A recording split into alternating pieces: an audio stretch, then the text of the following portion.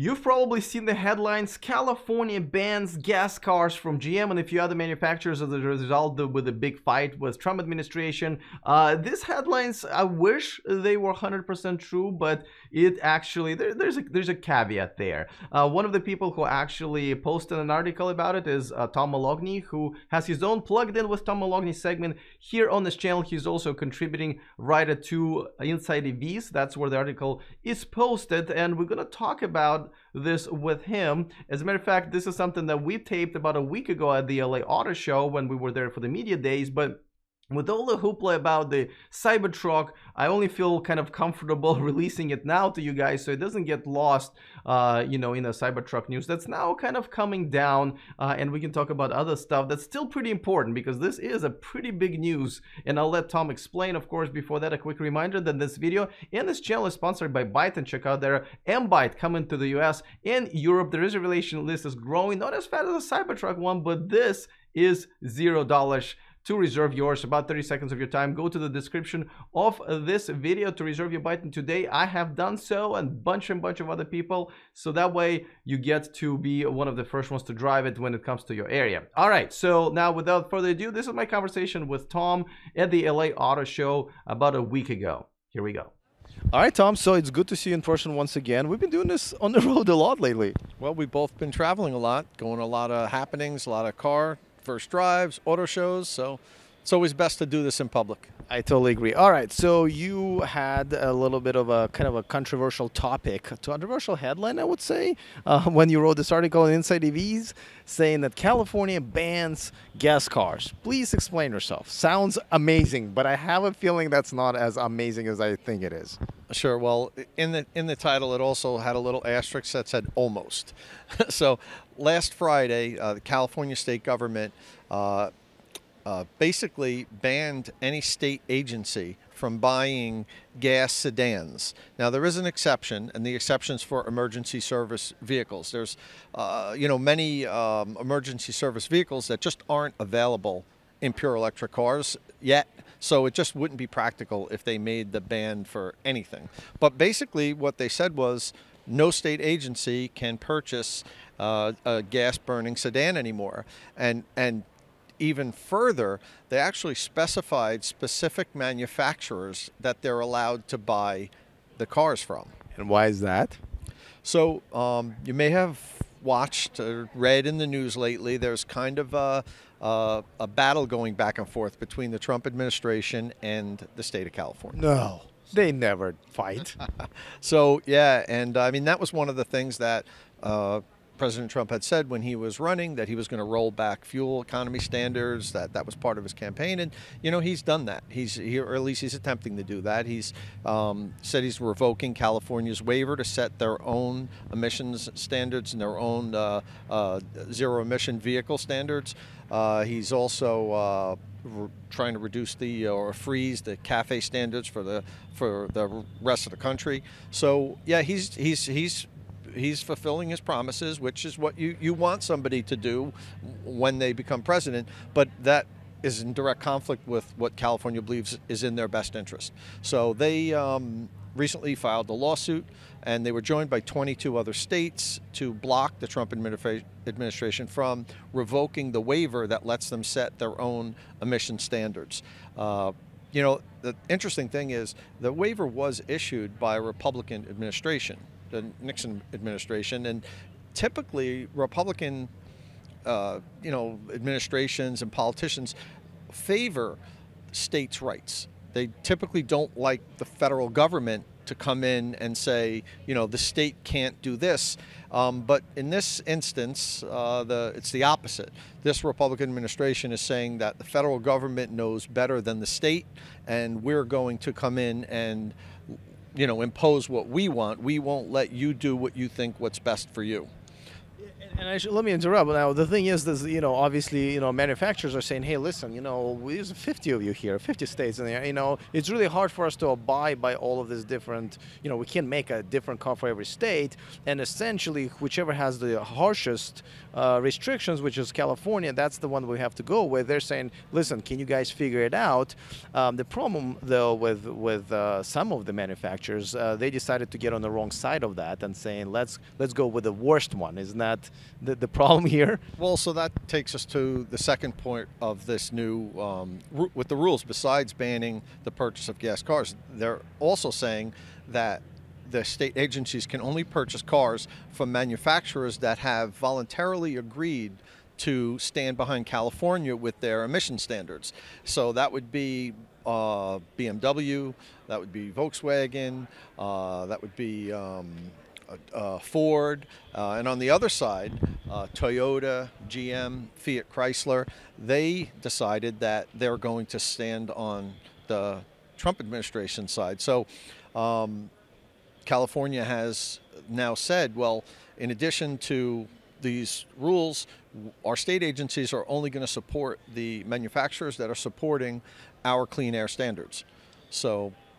And that's a lot. I mean, how many vehicles overall? I mean, that's not a small amount, right? I think the state of California owns and operates between 50 and 60,000 cars. So if you look at the cars, probably have somewhere between 5 to 8 year lifespan. So they probably purchase close to 10,000 cars a year. So yeah, it's not an insignificant amount. GM is probably going to lose a lot of sales. I would imagine California probably buys a good amount of bolts right now for certain state use. No more. Maybe Ford with the new Mach-E that they just introduced here at the LA Auto Show is going to be able to take advantage of that. Hopefully, it's not a bad-looking car. Okay, so they're not really they're banning purchases of gas cars from the manufacturers that decided to go on the other side of the lawsuit with the administration, which I guess kind of makes sense. But they would still buy bolts, or would they not buy bolts at all, even though that's a clean air car? So right now they can't. Well, actually, as of January 1st, the rule where they can't buy gas cars is effective immediately, but the rule where they'll only buy cars from manufacturers that support California's clean air standards begins on January 1st. And I believe the reason why they did that was, number one, it's possible that some of their state agencies had contracts that they were about to sign, and it would have been disruptive for them to have to cancel the contracts.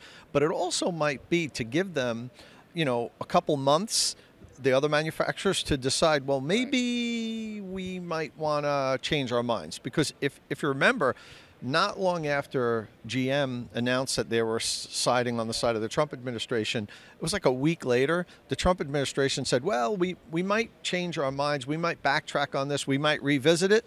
So, GM really had egg on their face, because they knew they were going to take a hit by siding with the Trump administration. And then like a week later, the Trump administration comes out and says, well, we'll think about this. Maybe this isn't the way we're going to go. So it kind of left GM in like limbo. And, it's maybe they'll decide that they're going to change their mind and go to the other team.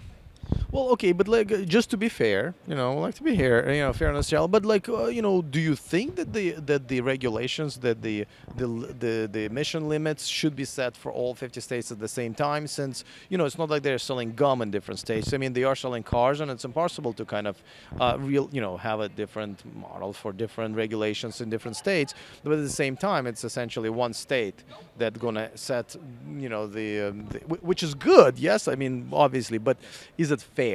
Well, it's not just one state. It was just one state, and then slowly 10 other states have joined in on California, and now there's at least 1 or 2 other states that are considering joining.